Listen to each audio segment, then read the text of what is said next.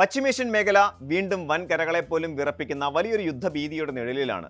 അമേരിക്കയും ഇറാനും തമ്മിൽ ദിവസങ്ങളായി തുടരുന്ന നേരിട്ടുള്ള വ്യോമാക്രമണങ്ങളും പ്രത്യാക്രമണങ്ങളും ഇപ്പോൾ അയൽ രാജ്യങ്ങളിലേക്ക് കൂടി വ്യാപിക്കുന്ന കാഴ്ചയ്ക്കാണ് ലോകം സാക്ഷ്യം വഹിക്കുന്നത്. ഗൾഫ് മേഖലയിലെ അമേരിക്കൻ സൈനിക കേന്ദ്രങ്ങൾ ലക്ഷ്യമിട്ട് ഇറാനും അവരുടെ സഖ്യസേനകളും നടത്തുന്ന മിസൈൽ, ഡ്രോൺ ആക്രമണങ്ങൾ സാധാരണക്കാരുടെയും പ്രാദേശിക ഭരണകൂടത്തിന്റെയും സുരക്ഷിതത്വത്തെയും സമാധാന അന്തരീക്ഷത്തെയും സാരമായി ബാധിച്ചിട്ടുണ്ട്. കുവൈറ്റ്, ജോർദാൻ, ബഹ്റൈൻ തുടങ്ങിയ രാജ്യങ്ങൾ തങ്ങളുടെ വ്യോമാതിർത്തികളിൽ എത്തുന്ന ശത്രു ഡ്രോണുകളെയും മിസൈലുകളെയും പ്രതിരോധിക്കാൻ പെട്രോളിങ്ങും അത്യാധുനിക വ്യോമ പ്രതിരോധ സംവിധാനങ്ങളും പൂർണ്ണ ശേഷിയിൽ ഉപയോഗിക്കേണ്ടി വരുന്നു. സാമ്പത്തികമായും നയതന്ത്രപരമായും ഭൂഗോളത്തിലെ ഏറ്റവും സുപ്രധാനമായ ഒരു മേഖലയിൽ രൂപപ്പെട്ടിരിക്കുന്ന ഈ വലിയ സംഘർഷം കേവലം രണ്ട് രാജ്യങ്ങൾ തമ്മിലുള്ള പോരാട്ടമല്ല, മറിച്ച് ആഗോള എണ്ണ വിപണിയെയും അന്താരാഷ്ട്ര വ്യാപാര പാതകളെയും വൻ തകർച്ചയിലേക്ക് തള്ളിവിടുന്ന ഒന്നായി മാറിയിരിക്കുകയാണ്. ഇറാഖുമായുള്ള കുവൈറ്റിന്റെ അതിർത്തി പ്രദേശമായ സൗഹാൻ അബ്ദാലി കവാടത്തിൽ നടന്ന ഡ്രോൺ ആക്രമണം മേഖലയിലെ സ്ഥിതിഗതികൾ എത്രത്തോളം സങ്കീർണമാണെന്ന് തെളിയിക്കുന്നു. അതിർത്തിയിലെ പ്രധാന കെട്ടിടങ്ങൾക്കും സ്ഥാപനങ്ങൾക്കും ഭൗതിക നാശനഷ്ടങ്ങൾ സംഭവിച്ചുവെങ്കിലും ആളപായമൊന്നും റിപ്പോർട്ട് ചെയ്തിട്ടില്ല എന്നത് വലിയൊരു ആശ്വാസമാണ്. കുവൈറ്റ് അതിർത്തിക്ക് പുറമെ ജോർദാന്റെ വ്യോമാതിർത്തിയിലേക്കും ഒന്നിനു പിറകെ ഒന്നായി ഇറാനിയൻ ഡ്രോണുകളും മിസൈലുകളും എത്തിയതായി അധികൃതർ സ്ഥിരീകരിച്ചിട്ടുണ്ട്. ജോർദാനിയൻ വ്യോമസേന തങ്ങളുടെ വ്യോമ പ്രതിരോധ സംവിധാനം ഉപയോഗിച്ച് 3 മിസൈലുകളും 6 ഡ്രോണുകളും വിജയകരമായി വെടിവെച്ചിട്ടു. നാലാമതൊരു മിസൈൽ ജനവാസമില്ലാത്ത വിജനമായ പ്രദേശത്താണ് പതിച്ചത്. സമാനമായ രീതിയിൽ ബഹ്റൈനിലും സുരക്ഷാ മുന്നറിയിപ്പുകൾ ശക്തമാണ്. രാജ്യ തലസ്ഥാനമായ മനാമയിൽ മുന്നറിയിപ്പ് സൈറണുകൾ മുഴങ്ങിയതോടെ ജനങ്ങളോട് അടിയന്തരമായി ഏറ്റവും അടുത്തുള്ള സുരക്ഷിത കേന്ദ്രങ്ങളിലേക്ക് മാറാൻ അധികൃതർ നിർദ്ദേശം നൽകി. മേഖലയിൽ നിലയുറപ്പിച്ചിരിക്കുന്ന അമേരിക്കൻ വ്യോമത്താവളങ്ങളെയും മറ്റ് സൈനിക കേന്ദ്രങ്ങളെയും ലക്ഷ്യമിട്ടാണ് ഇറാൻ ഈ ആക്രമണങ്ങൾ നടത്തുന്നത്. ബഹ്റൈനിലെ ഷെയ്ഖ് ഈസ എയർബേസ്, ജോർദാനിലെ Muwaffaq Salti Al Azraq base, കുവൈറ്റിലെ Ali Al Salem, camp Arifjan, camp Doha എന്നീ സുപ്രധാന കേന്ദ്രങ്ങൾ തങ്ങളുടെ ഡ്രോൺ ആക്രമണങ്ങളുടെ പരിധിയിൽ വന്നതായി ഇറാന്റെ സൈനിക വൃത്തങ്ങൾ അവകാശപ്പെടുന്നുണ്ട്.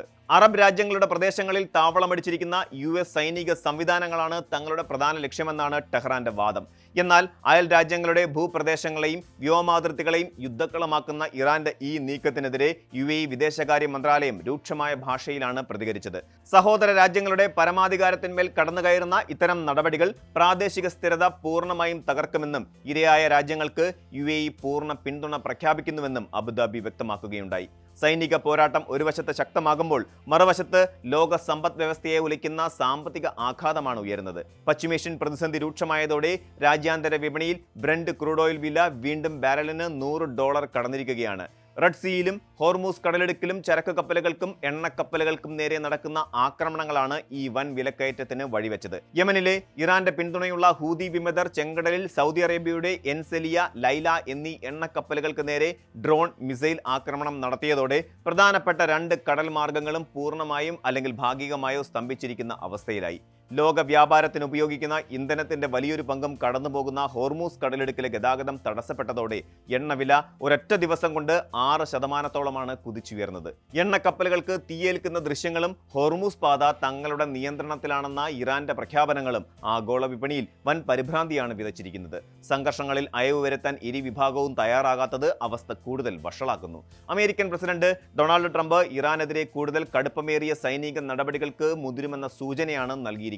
ഇതുവരെ കണ്ടതിനേക്കാൾ ഏറ്റവും വലിയ സൈനിക നീക്കം ഇറാനെതിരെ അടുത്തു തന്നെ ഉണ്ടാകുമെന്നും താൻ അന്തിമ തീരുമാനത്തിലേക്ക് അടുക്കുകയാണെന്നും ട്രംപ് വ്യക്തമാക്കി. അതിനു പുറമെ കപ്പലുകൾക്കോ ചരക്കുകൾക്കോ ഉണ്ടാകുന്ന എല്ലാ നാശനഷ്ടങ്ങളും അമേരിക്കയുടെ പക്കലുള്ള ഇറാന്റെ മരവിപ്പിച്ച ധനശേഖരത്തിൽ നിന്നും ഈടാക്കുമെന്നും അദ്ദേഹം മുന്നറിയിപ്പ് നൽകി.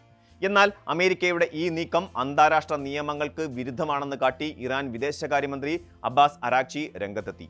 മറ്റൊരാളുടെ സമ്പത്ത് ഇത്തരത്തിൽ കണ്ടുകെട്ടുന്നത് അന്താരാഷ്ട്ര വിപണിയിൽ അപകടകരമായ കീഴ്വഴക്കങ്ങൾ സൃഷ്ടിക്കുമെന്നും ഇറാനിയൻ ജനതയുടെ അവകാശങ്ങൾക്ക് മേലുള്ള കൈകടത്തലുകൾക്ക് ശക്തമായ മറുപടി നൽകുമെന്നും അദ്ദേഹം സോഷ്യൽ മീഡിയയിലൂടെ വ്യക്തമാക്കുകയുണ്ടായി.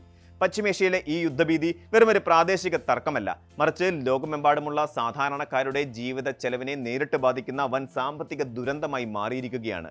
എണ്ണവില കുതിച്ചുയരുന്നത് ആഗോളതലത്തിൽ ഗതാഗത ചെലവുകളെയും നിത്യോപയോഗ സാധനങ്ങളുടെ ഇറക്കുമതി ചെലവുകളെയും സാരമായി ബാധിക്കും. ആയിരിക്കും. ഇത് പണപ്പെരുപ്പം വീണ്ടും ഉയരാൻ കാരണമാകുമെന്ന ഭീതിയിലാണ് ലോകരാജ്യങ്ങൾ.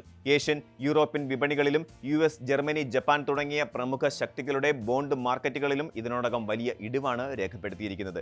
ഇന്ധനവില വർധനവ് വ്യോമയാന മേഖലയെയും സാരമായി തളർത്തിയിട്ടുണ്ട്.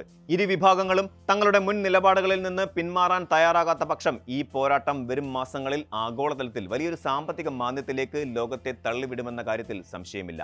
നയതന്ത്ര ചർച്ചകളും ഇടക്കാല വെടിനിർത്തൽ കരാറുകളും പരാജയപ്പെട്ട സാഹചര്യത്തിൽ പശ്ചിമേഷ്യൻ ഭൂപ്രദേശം ഒരു വൻ സ്ഫോടനത്തിന്റെ അരികിലാണ് നിൽക്കുന്നത്. ഗൾഫ് മേഖലയിലെ നിർണായക ശക്തികൾ നയതന്ത്ര തലത്തിലുള്ള ചർച്ചകൾ പുനരാരംഭിക്കുകയും ഹോർമൂസ് ചെങ്കടൽ പാതകളുടെ സുരക്ഷ ഉറപ്പാക്കാൻ അന്താരാഷ്ട്ര സമൂഹം ഇടപെടുകയും ചെയ്യേണ്ടത് അത്യന്താപേക്ഷിതമാണ്. ഇല്ലെങ്കിൽ ഇന്ധനക്ഷാമവും കടുത്ത പണപ്പെരുപ്പവും സൃഷ്ടിക്കുന്ന പ്രത്യാഘാതങ്ങളിൽ നിന്ന് ലോകത്തിന് എളുപ്പത്തിൽ കരകയറാൻ സാധിക്കില്ല.